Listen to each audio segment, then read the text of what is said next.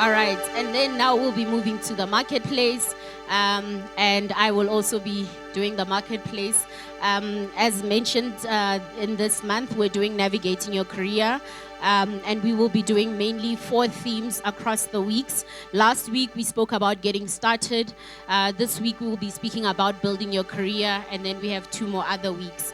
Now, the question that we're trying to answer for this week is what skills or experiences have become valuable in your career progression. We're going to speak about, building your skills or building your career one skill at a time. Amen.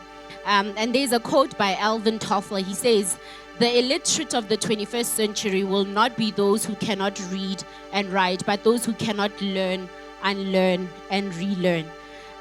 It is important for us to get to the place where we realize that just because I went to school to study something does not mean I have arrived. You have to unlearn and relearn, unlearn and relearn. Amen.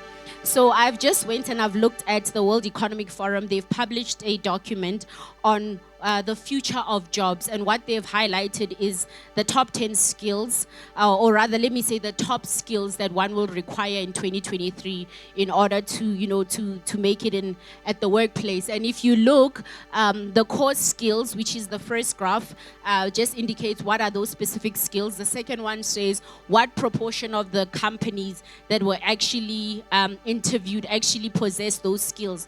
And you can see the top 10 skills.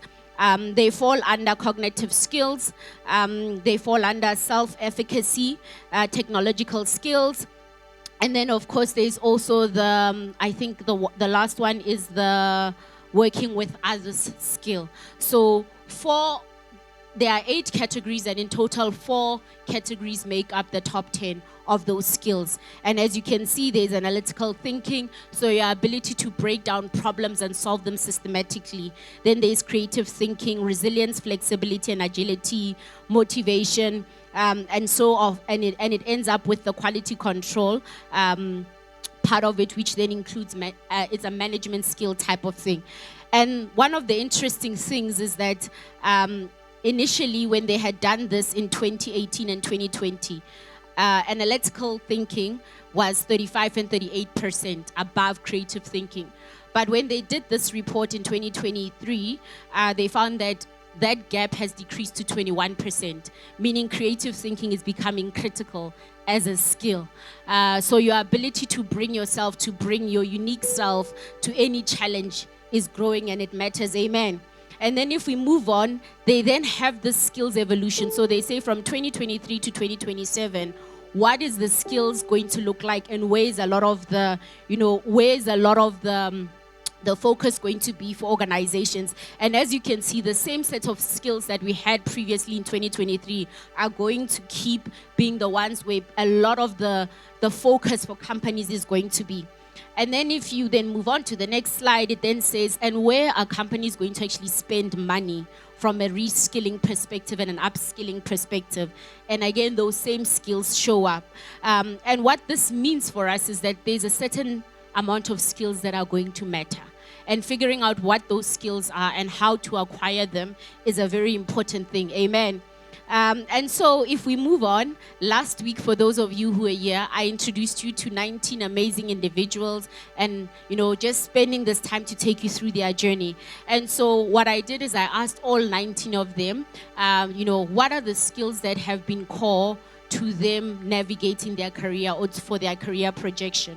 And these are the skills that they brought up. So they said problem solving, which is part of analytical thinking, adaptability, emotional intelligence, curiosity and lifelong learning, entrepreneurial mindset. Having an entrepreneurial mindset does not mean you run a business. It means even when I'm in the workplace or whether I'm at school, I am thoughtful and I am creative and I think outside of the box of how I get to certain things. So we're not saying start a business, but we're saying how do you distinguish and bring your own fingerprint into the different things that you do.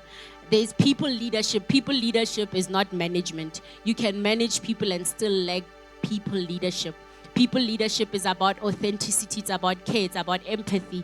And that's one. Then there's resilience and there's reliability. and consistently diligent, not diligent, but consistently diligent. And those are the things that they have called out. And then I asked them to say, okay, if you think, if you go to an interview, they will ask you, what is the most challenging moment you've had in your life? And then you have to answer. Part of it is, we're not trying to assess, what was the story. We're not trying to find you as a hero.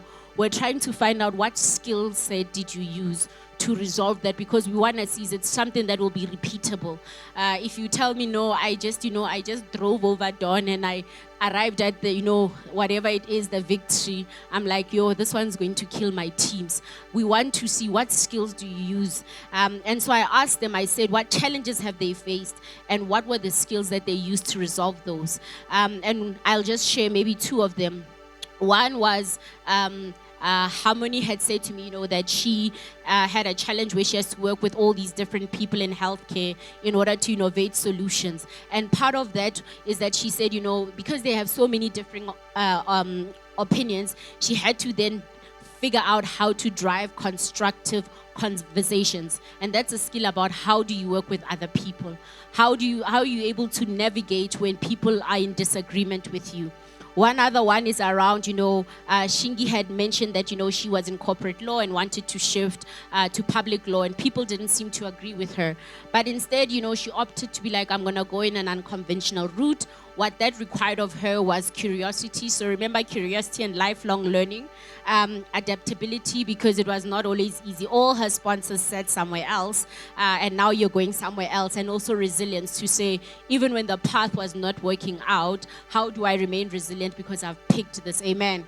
And then the next thing is recognizing the required skills and then figuring out how to build them.